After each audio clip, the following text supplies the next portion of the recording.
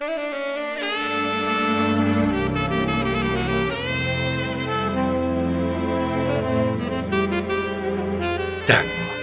con lo que tengo.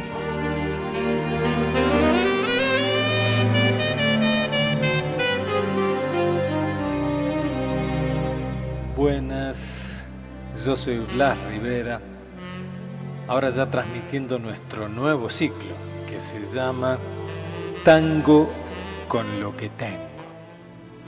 Sigo transmitiendo desde aquí, desde el barrio de Santa Teresa, no Rio de Janeiro, Pestinha ao Corcovado. Tango con lo que tengo.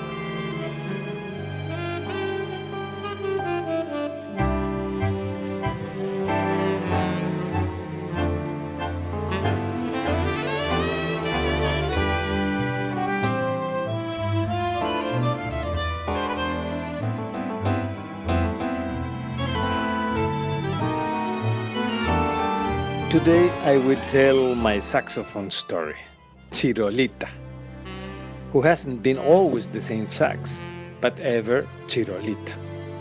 Let me make this clear first. This is not my biography, but his, my bronze fellow's Chirolita. Till I was 17, I had never thought about playing sax, not at all. I studied piano since my 7. I pretended to play a little guitar for a while. I sang a lot in several choirs, even flute sometimes, but never ever saxophone. But one day, on my 17th, my dad won the lottery. A kind of sportive lottery, something about football games. It wasn't that much money because he just got the second prize, but enough for buying a boiler, so we could finally have hot water at home. And with the rest of that fortune, he bought a saxophone for me. I believe most of you, more or less, already know this story. This was my first sax, an alto sax, made in Brazil. Its brand, Warrior. It was really untuned. I remember I tried to play an octave, and he gave me back a seventh. And so far. But of course, it was also my fault. A little break here. What is an alto sax? Okay, the sax was invented by a Belgian fellow, Adolf Sax, who wanted to replace human voices by instruments into symphonic music. So, the same way we have soprano singers, usually women, there are also soprano sax with a very high register. It doesn't have the pipe shape like other saxophones, but it's straight, like a clarinet. We also have the contralto singers, mostly ladies, this time replaced by the alto saxophone, my first one, an alto sax, already with the pipe shape. Other voice into the classic choir is the tenor, mostly guys. So we'll also have the tenor sax, and so on. We can see baritones and bass singers and saxophones as well. Now, coming back to my story, I was so happy with my sax, so I started studying at the conservatory with Professor Ceballos, the best person in the world. Of course, we were poor, so I did not have a case for my sax. They sold it to my dad with no case. At this moment, my mother-in-law Pituca shows up into the film. The best Pituca in the planet. She has always been mother, father, grandmother, mother-in-law, brother-in-law, and all kind of family ties you can think about. How you dare walk in the street with this instrument with no case?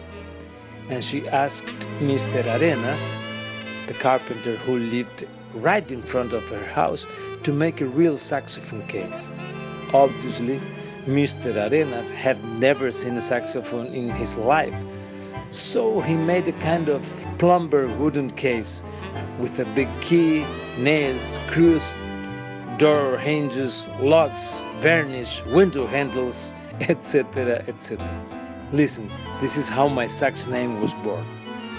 At that time, when I was a kid, there was a very famous ventriloquist Mr. Chapman, who always carried his loyal Muppet, Chirolita, into a wooden box. So, imagine all my young fellows at the conservatory in Córdoba when they saw me arriving with my wooden case. Eh, look at that box! Chirolita! Chirolita is coming! Hey, Mr. Chapman, take him out of the coffin! Make Chirolita speak! Come on, blow him! Etc., etc., etc. Well, that was my first cycle. Córdoba, alto saxophone, Brazilian sax with contralto range.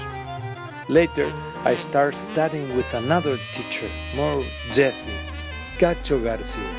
On the very first class, he told me, alto sax, try this one a little, and he let me blow his tenor. Ay, ay, ay. I felt in love immediately, and I did not play the alto anymore. My beloved fellow alto, the one who had played back for my mom. Finally, I had found my own voice. I worked a lot and I finally could buy a tenor sax, this time Italian. Rampone Milano, very old, aphonic and almost blind.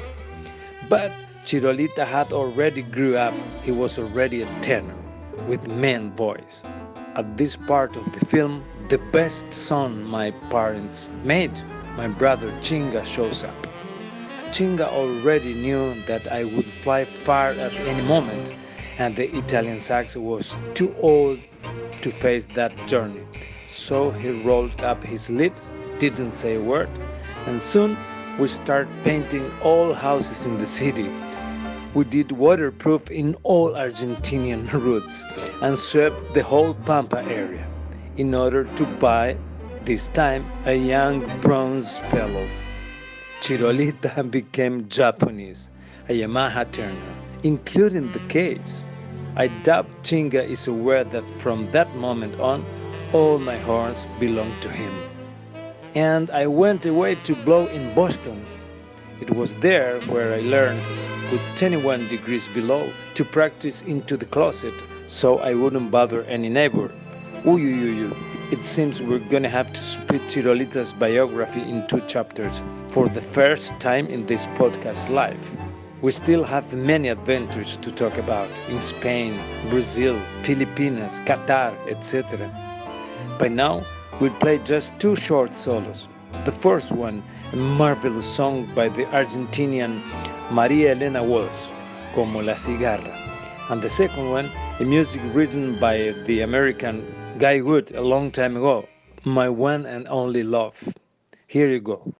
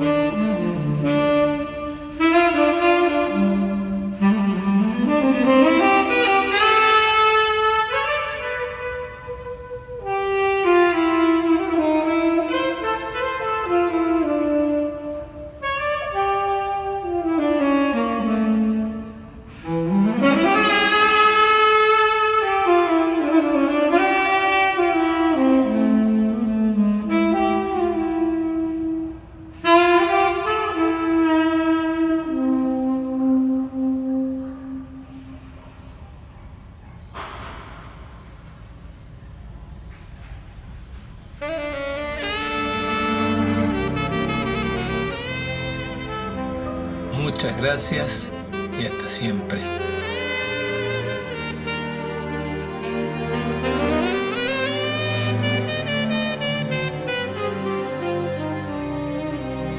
Tango, con lo que tengo.